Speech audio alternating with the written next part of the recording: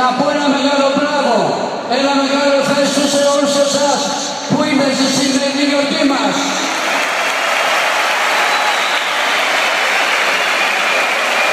Αυτή η γιορτή είναι δική σας γιορτή, γιατί ολόκληρο τον χρόνο σταθήκατε κοντά στην ομάδα.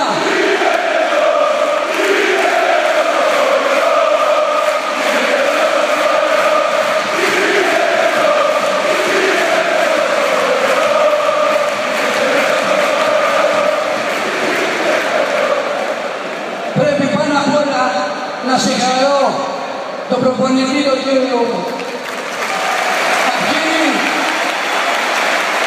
τους παίκτες ένα-ένα, μα πάνω απ' όλα θα ήθελα να ευχαριστήσω τις προσπάθειες τον κύριο Τσατσαρή που για 10 ολόκληρα χρόνια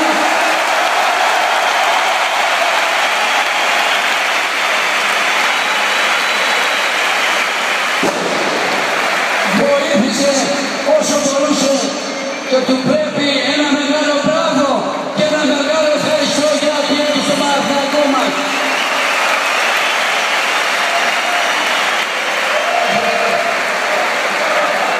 Τώρα θα ήθελα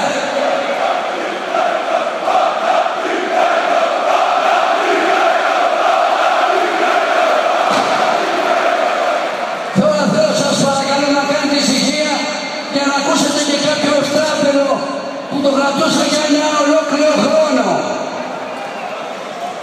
Πέρυσι, τέτοιο καιρό, ο Παναγιώτης Αγγελόπουλος ζητούσε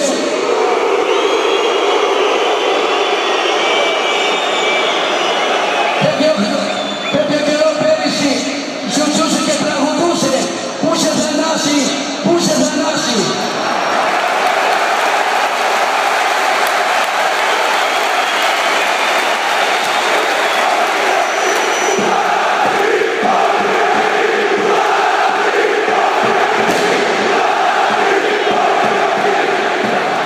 Εγώ του απαντάω σήμερα και του λέω ότι είμαι εδώ με την οικογένειά μου.